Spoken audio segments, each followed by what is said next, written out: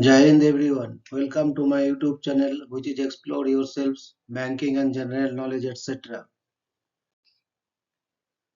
Jai Hind, your daily boost, Tithi, Nakshatra and important anniversaries. A spiritual and historical insight of 9th March 2025, Sunday. Bengali date 24 Phalgun 1431. As per Benimadopsil Punjika, today's Tithi is Sukla Dasami and up to 1039 hours and after that Sukla Ekadashi.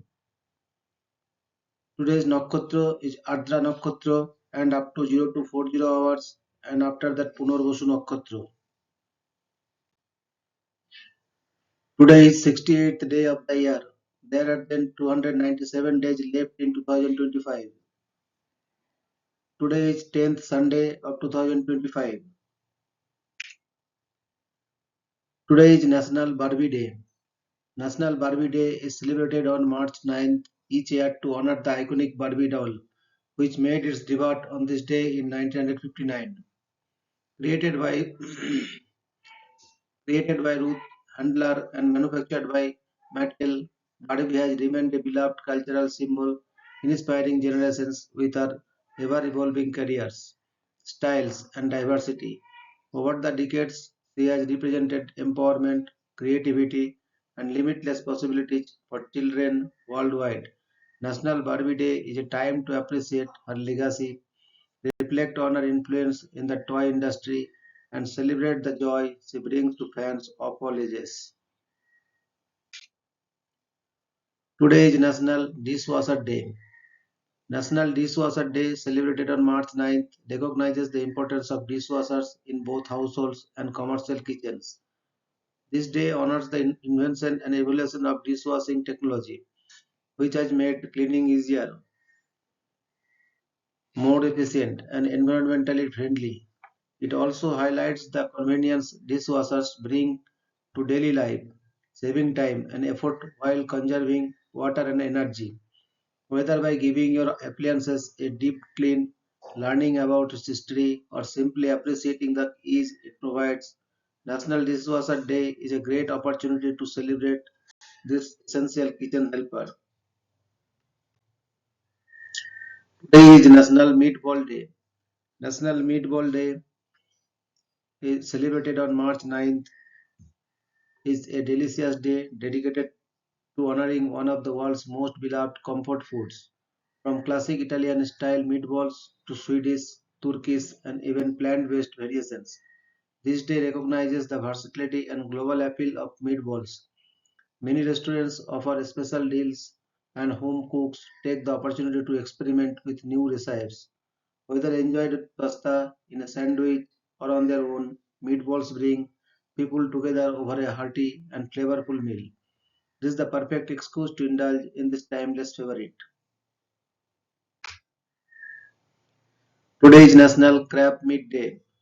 National Crab Meat Day, celebrated on March 9th, is a day dedicated to honoring the delicious and versatile seafood delicacy, crab meat.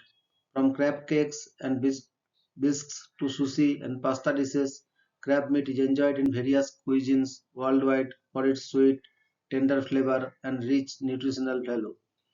This day encourages seafood lovers to indulge in their favorite crab dishes. Whether dining out at seafood restaurants or cooking at home, it also highlights the importance of sustainable fishing practices to preserve crab populations for future generations. Celebrate by savoring a crab feast and appreciating this ocean treasure.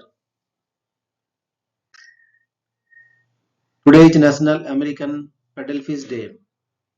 National American Paddlefish Day is observed annually on March 9 to celebrate and raise awareness about the American paddlefish Poliodon spatula, one of North America's most ancient freshwater fish species. Known for their distinctive long, paddle-shaped snouts, these prehistoric fish have existed for over 125 million years. They are primarily found in the Mississippi River basin and play a crucial role in aquatic ecosystems. Due to habitat destruction, overfishing, and dam construction, their populations have declined, making conservation efforts essential. This day highlights the importance of protecting the species and educating the public about sustainable fishing practices. Today is National Get Over It Day. National Get Over It Day is observed annually on March 9 as a reminder to let go of past grudges, disappointments, and negative emotions that hold us back. Created by Jeff Goldblatt in 2005, the day encourages people to move on from setbacks, whether it's a failed relationship, a missed opportunity, or a lingering frustration. It serves as a motivational push to embrace positivity, focus on the present, and stop dwelling on things beyond our control. Whether big or small, everyone has something they need to get over, and this day is a perfect opportunity to take that step forward. Today is National False Teeth Day. National False Teeth Day is observed annually on March 9 to raise awareness about the importance of oral health and the role of dentures in improving quality of life. False teeth or dentures have been used for centuries to restore smiles, aid in chewing, and boost confidence for those who have lost their natural teeth. This day serves as a reminder to practice good dental hygiene, schedule regular checkups, and appreciate advancements in dental care that make modern dentures more comfortable and natural looking. It's also a time to break stigmas around wearing false teeth and celebrate the benefits they provide to millions of people worldwide. Today is death anniversary of Swami Sri Yukteswar Giri, 10th May 1855 to 9th March 1936. Swami Sri Yukteswar Giri is the monastic name of Priyanath Karar, also spelled as Priyanath Karada and Priyanath Karar, an Indian monk and yogi and the guru of Paramahansa Yogananda and Swami Satyananda Giri. Born in Srirampur, West Bengal, Sri Yuktaswar was a Kriya Yogi, a Jyotishi, Vedic astrologer, a scholar of the Bhagavad Gita and the Upanishads, an educator, author, and astronomer. He was a disciple of Lahiri Mahasaya of Varanasi and a member of the Giri branch of the Swami order. As a guru, he had two ashrams, one in Srirampur and another in Puri, Odisha, between which he alternated his residence throughout the year as he trained disciples. Described by Tibetologist W. Y. Evans Owen as being of gentle mien and voice, of pleasing presence, and with high character and holiness, Sri Yuktaswar was a progressive-minded figure in 19th century Srirampur society. He regularly held religious festivals throughout the year around the towns and at his ashrams, created a Satsanga Sabha, a spiritual study organization, established syllabi for educational institutions, and reanalyzed the Vedic astrological yogas. Noted for his sharp mind and insightful knowledge, he became a respected guru throughout the greater Kolkata area to his Kriya Yoga students and also regularly invited individuals from all social backgrounds to his ashrams to discuss and exchange ideas on a range of topics. As a guru, he was nonetheless known for his candid insight, stern nature, and strict disciplinary training methods, as noted by his disciple Yogananda in his autobiography. The rigorous nature of his training eventually prepared his disciples, such as Satyananda and Yogananda himself, for their own intense social work in India and America, respectively, in accordance with the high ideals of penetrating insight with which he lived. The Yuktasar was considered by Yogananda as a Jnanavatar or incarnation of wisdom. Evans Winge felt him worthy of the veneration of which his followers spontaneously accorded to him. Content to remain afar from the multitude, he gave himself unreservedly and in tranquillity to that ideal life which Paramahansa Yogananda, his disciple, has now described for the ages.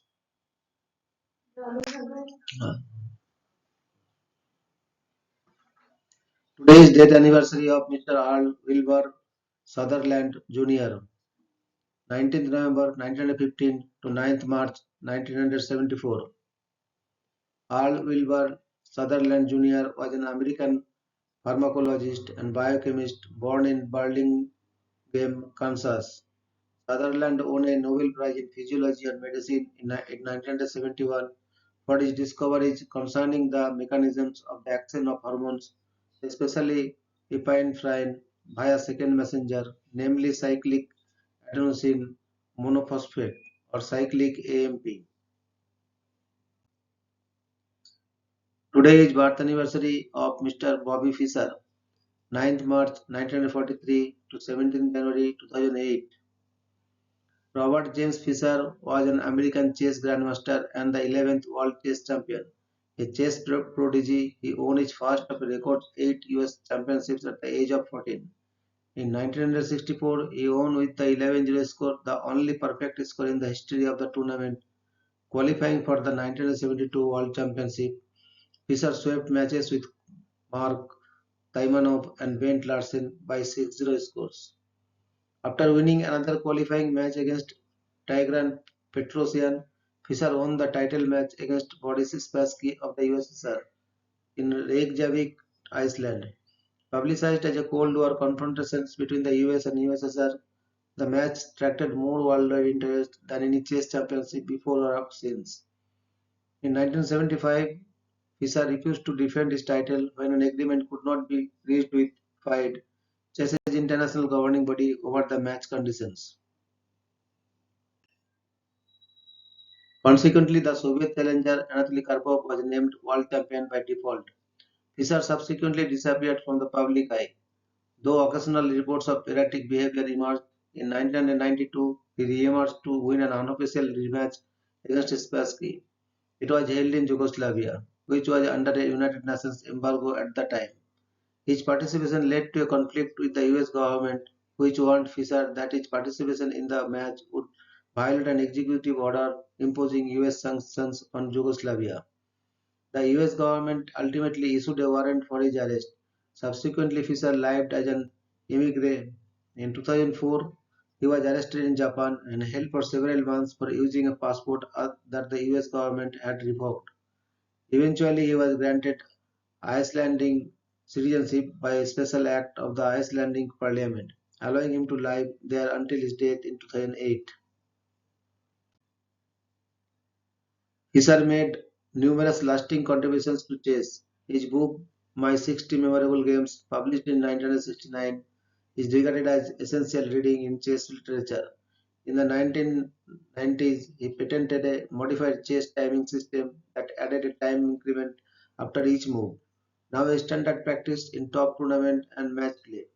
He also invented Fischer random chess, also known as chess 960, a chess variant in which the initial position of the pieces is randomized to one of 960 possible positions. Fischer made numerous anti-Semitic statements, including Holocaust denial, despite his Jewish ancestry. His anti-Semitism was a major theme in his public and private remarks, and there has been speculation concerning his psychological condition based on his extreme views and eccentric behavior. Today is death anniversary of Mr. Ulf Swante von Euler-Chelpin, 7th February 1905 to 9th March 1983. Ulf Swante von Euler-Chelpin was a Swedish physiologist and pharmacologist best known for his discovery of noradrenaline norepinephrine as a neurotransmitter. His groundbreaking research on the autonomic nervous system earned him the 1970 Nobel Prize in Physiology or Medicine. Born into a family of distinguished scientists, his father, Hans von Euler-Chelpin, was a Nobel laureate in chemistry. He made significant contributions to the understanding of nerve signal transmission and chemical messengers in the body. His work laid the foundation for advancements in neuropharmacology, influencing treatments for conditions like hypertension and psychiatric disorders. Today is death anniversary of Mr. Max Delbruck, 4th September 1906 to 9th March 1981. Max Ludwig Henning Delbruck was a German-American biophysicist who participated in launching the molecular biology research program in the late 1930s. He stimulated physical scientists' interest into biology, especially as to basic research to physically explain genes mysterious at the time. Formed in 1945 and led by Delbruck along with Salvador Luria and Alfred Hershey, the phage group made substantial headway unraveling important aspects of genetics. The three shared the 1969 Nobel Prize in Physiology or Medicine for the discoveries concerning the replication mechanism and the genetic structure of viruses. He was the first physicist to predict what is now called Delbruck scattering. Today is death anniversary of Mr. Menachem Begin, 16th August 1913 to 9th March 1992. Menachem Begin was an Israeli politician, founder of both Herut and Likud and the sixth Prime Minister of Israel. Before the creation of the State of Israel, he was the leader of the Zionist militant group Irgun, the revisionist breakaway from the larger Jewish paramilitary organization Haganah. He proclaimed a revolt on 1st February 1944 against the British mandatory government, which was opposed by the Jewish Agency. As head of the Irgun, he targeted the British in Palestine, with a notable attack being the King David Hotel bombing. Later, the Irgun fought the Arabs during the 1947-48 civil war in mandatory Palestine, and as its chief, Begin was described by the British government as the leader of the notorious terrorist organization. It declined him an entry visa to the United Kingdom between 1953 and 1955. However, Wiggins' overtures of friendship eventually paid off and he was granted a visa in 1972, 5 years prior to becoming Prime Minister. Begin was elected to the first Knesset as head of Herut, the party we founded, and was at first on the political fringe, embodying the opposition to the Mapai-led government and Israel establishment. He remained in opposition in the 8 consecutive elections, except for a national unity government around the Six-Day War, but become more acceptable to the political center. With 1977 electoral victory and premiership ended 3 decades of Labour Party political dominance. Begin's most significant achievement as Prime Minister was the signing of a peace treaty with Egypt in 1979, for which he and Anwar Sadat shared the Nobel Peace Prize. In the wake of the Camp David Accords, the Israel Defense Forces (IDF) withdrew from the Sinai Peninsula, which had been captured from Egypt in the Six-Day War. Later, Begin's government promoted the construction of Israeli settlements in the West Bank and the Gaza Strip. Begin authorized the bombing of the Osirak nuclear plant in Iraq and the invasion of Lebanon in 1982 to fight PLO strongholds there, igniting the 1982 Lebanon War. As Israeli military involvement in Lebanon deepened, and the Sabra and Shatila massacre carried out by Christian Phalangist military allies of the Israel shocked to world public opinion. Begin grew increasingly isolated. As IDF forces remained mired in Lebanon and the economy suffered from hyperinflation, the public pressure on Begin mounted. Depressed by the death of his wife Elijah in November 1982, he gradually withdrew from public life until his resignation in October 1983. Today is birth anniversary of Mr. Joe Franklin, 9th March 1926 to 24th January 2015. Joe Franklin was an American television and radio personality, best known as the pioneer of the television talk show format. Hosting the Joe Franklin Show for over 40 years in New York, he interviewed more than 3 lakh guests, including rising stars like Barbara Streisand, Woody Allen, and Bruce Springsteen. Often called the king of nostalgia, he had a deep love for old Hollywood and classic entertainment. His unique interviewing style and vast knowledge of show business history made him a beloved figure. Even after his TV career, he continued to work in radio and was a mentor to many in the entertainment history.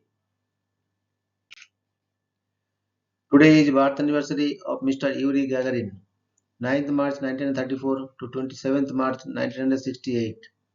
Yuri Alexeyevich Gagarin was a Soviet pilot and cosmonaut who abroad the first successful crewed spaceflight, became the first person to journey into outer space.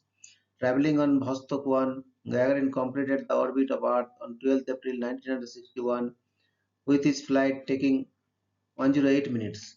By achieving this major milestone for the Soviet Union amidst the space race, he became an international celebrity and was awarded many medals and titles, including his nation's highest distinction, Hero of the Soviet Union.